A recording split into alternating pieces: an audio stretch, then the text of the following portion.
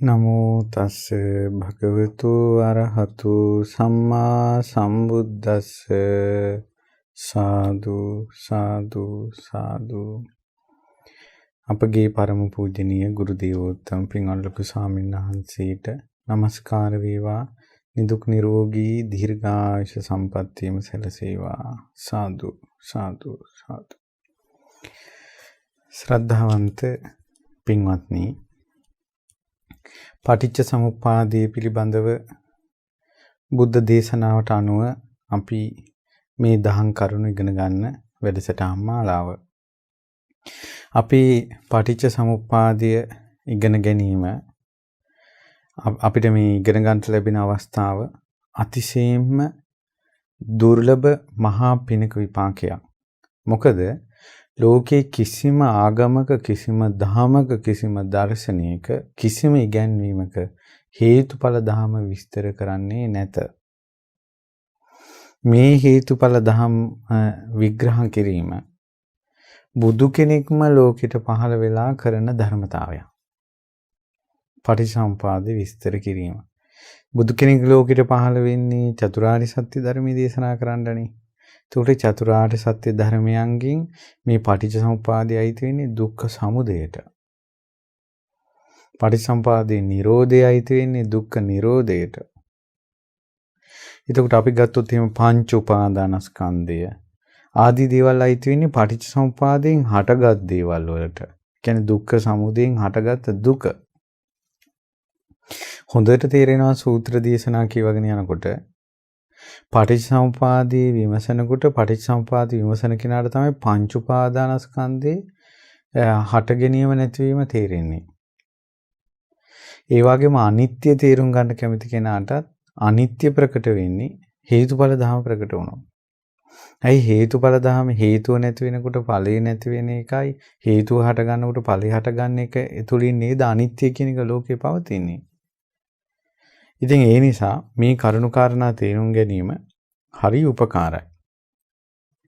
අපි මේ වෙනකොට පටිච්චසමුපාදයේ අංග 12න් බුදුරජාණන් වහන්සේ විමසන්ට කියලා අපිට වදාළේ ජරා මරණ දුකත් එක්ක අපි මොහොන දුන්න දුකත් එක්කයි මේ දුකේ හට ගැනීම විමසන්ට යොමු වෙන්න කිව්වේ. එතකොට භාග්‍යවතුන් වහන්සේ වදාළ විදිහට ජරා මරණ, ඉපදීම, භවය, ඒ වගේම උපාදාන, ඒ වගේම තෘෂ්ණාව, ඊළඟට වේදනාව, ස්පර්ශය, ওই කරුණු කාරණා අපි ඉගෙන ගත්තා. අද අපි ඉගෙන ගන්නවා මේ ස්පර්ශය හටගන්නේ කුමක් නිසාද කියන කාරණාව. එතකොට ස්පර්ශයට හේතුව ආයතන 6, සලආයතන පච්චයා පස්සෝ. එතකොට ආයතන 6 නිසා නම් ස්පර්ශය හටගන්නේ. අපි තේරුම් ගන්න ඕන ආයතන 6 කියන්නේ කුමක්ද? කතමංච භික්ඛවේ සලආයතනං. කුමක්ද පින්වත් මහණෙනි ආයතන 6 කියලා කියන්නේ? චක්ඛායතනං, සෝතායතනං, ගහනායතනං, ජීවායතනං, කායායතනං, මනායතනං. ඉදං උච්චති භික්ඛවේ සලආයතන. ආයතන 6 කියන්නේ චක්ඛායතන, ඇස නැමැති ආයතනය. සෝතායතනං, සෝත කියලා කියන්නේ කන, කන නැමැති ආයතනය. ගහනායතනං, ගහන කියන්නේ නාසයට, නාසය නැමැති ආයතනය. ජීවායතනං, ජීවා කියලා කියන්නේ දිවට, දිව නැමැති ආයතනය. ඊළඟට කායායතනං, කය කියලා කියන්නේ ශරීරයට, ශරීරය නැමැති ආයතනය. මනායතනං, මන කියලා කියන්නේ මනසට, මනස නැමැති ආයතනය. එතකොට ආයතනකින් කරන්නේ යමක් නිෂ්පාදනය කරන එකනේ. එතකොට මේ ඇහැට ආයතනය කියන එක සාමාන්‍යයෙන් ගන්නවා මේ දුක සකස් කරනවා. මේ ඇස කන නාසය දිවකය මනස කියන හයෙම සිද්ධ කරන්නේ ආයේ සසර සකස් කරන එක, පංච උපාදානස්කන්ධය සකස් කරන එක, පටිච්චසමුප්පාදය සකස් කරන එක. ඒ නිසා කෙලින්ම මේවට නමක් යෙදුනා ඇහැ නැමැති ආයතනය, කන නැමැති ආයතනය. මේවට වැඩ ගොඩායි, ඇසට වැඩ ගොඩායි, කනට වැඩ ගොඩායි, නාසයට වැඩ ගොඩායි, දිවට වැඩ ගොඩායි. තියෙන එක කටයුතු ඉතින්. ඇහින් රූප බලනවා කෙලවරක් නැහැ. කනින් ශබ්ද අහනවා කෙලවරක් නැහැ. නාසයෙන් ගඳ සුවඳ විඳිනවා කෙලවරක් නැහැ. දිවෙන් රස විඳිනවා කෙලවරක් නැහැ. කයින් පහස විඳිනවා කෙලවරක් නැහැ. මනසින් අරමුණු හිතනවා කෙලවරක් නැහැ. ඔබ හිතන්නේ කොහොමද මේ වෙනකොට ඔබ සිතවිලි කීයක් හිතලා ඇතිද? ගණන් කළ හැකිද? කොයි තරම්නම් සිතවිලි හිතනවා ඇතිද? ඉවරයක් තියනද උපතේ පටන් මරණය දක්වා මිනිස්සෙක් හිතන සිතවිලි? මේ මනස නිසා උපතේ පටන් මරණය දක්වා කෙනෙක් විඳින පහසව, උපතේ පටන් මරණය දක්වා කෙනෙක් විඳින රසවල්, උපතේ පටන් මරණය දක්වා කෙනෙක් විඳින ගඳ සුවඳ, අහන ශබ්ද ප්‍රමාණය, උපතේ පටන් මරණය දක්වා කෙනෙක් බලන රූප. ඒතර අපිට නම්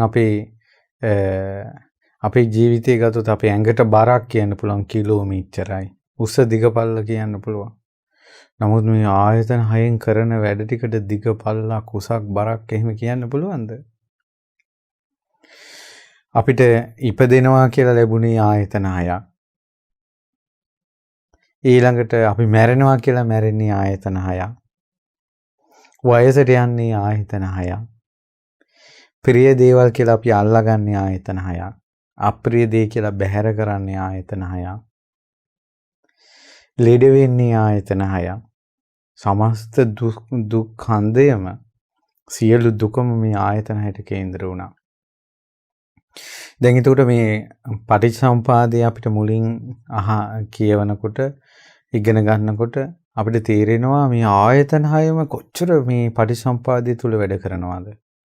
ඇයි අපි මේකේ තණ්හාව ගත්තොත් රූප තණ්හා, ශබ්ද තණ්හා, ගන්ධ තණ්හා ඕන එතනත් වැඩ කරනවා ආයතන හය. වේදනාව ගත්තොත් චක්කු සම්පස්සජා වේදනා ඕන එතනත් වේදනාව. ස්පර්ශය ගත්තොත් චක්කු සම්පස්සෝ ඕන එතනත් ආයතන හය. ස්පර්ශයට මුල ඇස කන නාසය දිවකය මනස. එතකොට මේ ඇහැ කන නාසය දිවකය මනස දුක සකස් කරන්න කොච්චරනම් කාර්යයක් කරනවද? එතකොට අපි දැන් පටිච්චසමුපාදයේ වශයෙන් තේරුම් ගනිද්දී මේ ඇස නම් වූ ආයතනය, කන නම් වූ ආයතනේ, නාසය නම් වූ ආයතනේ, දිව නම් වූ ආයතනේ, කය නම් වූ ආයතනේ, මනස නම් වූ ආයතනේ නිසා තමයි ස්පර්ශය හටගන්නේ. ඒ ස්පර්ශය නිසා තමයි වේදනාව හටගන්නේ. වේදනාව නිසා තමයි තණ්හාව හටගන්නේ. තණ්හාව නිසා තමයි උපාදාන හටගන්නේ. උපාදාන නිසා තමයි භවය හටගන්නේ. භවය නිසා තමයි ඉපදීම හටගන්නේ. ඉපදුණු කෙනාට තමයි ජරා මරණ දුක උරුම වෙන්නේ. එතකොට හිතන්න කොයි ආකාරයකින්වත් ඇහැ කියන ආයතනේ නැත්තම් ඇහි ස්පර්ශයක් කියන එකක් නැහැ. කොයිම ආකාරයකින්වත් කනක් කියලා එකක් නැත්තම් කනේ ස්පර්ශයක් නැහැ.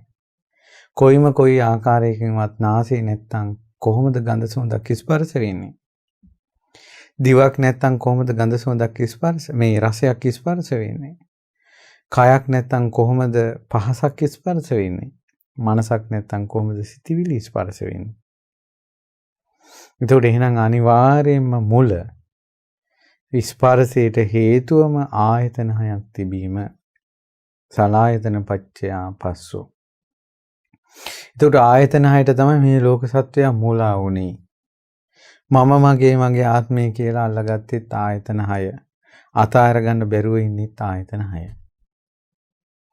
එතකොට අපි අනිත්‍ය වශයෙන් විමසිය යුත්තේත් ආයතන හය. ඊළඟට දුක් වශයෙන් අවබෝධ කරගත යුත්තේත් ආයතන හය. මම නෙවෙයි, මගේ නෙවෙයි, මගේ ආත්මය නෙවෙයි කියලා අනාත්මයි කියලා අවබෝධ කරගත යුත්තේත් ආයතන හය. එතකොට මේ ආයතන හය තුලින් තමයි දුක් අන්දරාවම හදලා දෙන්නේ. ඒ නිසා ඇස කන නාසය දිවකය මනස කියන මේ ආයතන හය අපි කියමුකෝ දෙවියන් අතරට ගියත් දෙවියෝ අතර ආයතන හයක් තියෙනවා. බ්‍රහ්මයේ කියලා කියන්නේ ආයතන හයක්. නිරේ නිරිසතා ආයතන හයක්. പ്രേත ලෝකයේ പ്രേතයා ආයතන හයක්. මනුෂ්‍ය ලෝකයේ මනුෂ්‍යයා කියන ආයතන හයක්. ස්ත්‍රියක් පුරුෂයෙක් ලොකු කුඩා සියලු දෙනාම කියලා කියන්නේ මේ ආයතන 6ක්. ඒතකොට අපි කර්ම රැස් කරන්නේ ආයතන 6කින්. කර්ම විඳින්නේ ආයතන 6කින්. ඒතර කොච්චර බලන්න මේ ඇස කන නාසය දිවකය මනස කියන ආයතන 6ේ ක්‍රියාකාරීත්වය කොච්චර දේවල් සිද්ධ කරනවද කියලා. ඒ නිසා ඇස ආයතනයක්, කන ආයතනයක්, නාසය ආයතනයක්, දිව ආයතනයක්, කය ආයතනයක්, මනස ආයතනයක්. එතකොට බුදුරජාණන් වහන්සේ වදාලා මේ ඇස කන නාසය දිවකය මනස අවබෝධ කරගන්න ඕනේ. එතකොට බුදුරජාණන් වහන්සේ වදාලා මේක අවබෝධ කරගන්න ඕන අනිත්‍ය දෙයක් වශයෙන්, දුක් දෙයක් වශයෙන්, අනාත්ම දෙයක් වශයෙන්, නැසී වෙනසී යන දෙයක් වශයෙන්, ඉපදීමට අයිති දෙයක් වශයෙන්, වයසට යෑමට අයිති දෙයක් වශයෙන්, මරණයට අයිති දෙයක් වශයෙන්. ඇත්තටම අපි සියලු දෙනාම මේ බැඳිලා වාසය කරන්නේ ආයතන 6ට. අපි ආයතන 6 ආස්වාදයට තමයි අහුනේ. ඇයි හේතුව ඇස කන නාසය දිවකය මනස තුලින් සතුටක් සෝමනසක් උපදිනවා. ඒ නිසා ආස්වාදයෙන් මේ සත්වය ඇලුනා. ඊට පස්සේ මේ ඇස කන නාසය දිවකය මනස තුලම ආදීනව ප්‍රකට වෙන්න ගන්නවා. මේක අනිත්‍ය වෙනවා, විනාශ වෙනවා. ඇහැ පේන්නේ නැතුව යනවා, කන් ඇහෙන්නේ නැතුව යනවා, නාසයෙන් ගඳ සුවඳ දැනෙන්නේ නැතුව යනවා, දිවෙන් රසය දැනෙන්නේ නැතුව යනවා, කය හොඳටම දිරලා යනවා, ඊළඟට අබලන් වෙනවා, ඊළඟට මනස වෙනස් වෙනවා. ඇයි මනස වෙනස් වෙනවා කියන්නේ? ඇයි මතකේ නැති වෙනවා, කතා කරන වචන වෙනස් වෙනවා, හිතන විදිහ වෙනස් වෙනවා. කොච්චර වෙනස්කන්ද? පුංචි කාලේ අපි කෝම් පිට්ටු හැදුවා. දැන් අපි පොල් කට්ටක් කෝම් පිට්ටුවක් අල්ලනවද? දැන් සෙල්ලම් ගෙවල් තියෙනවද?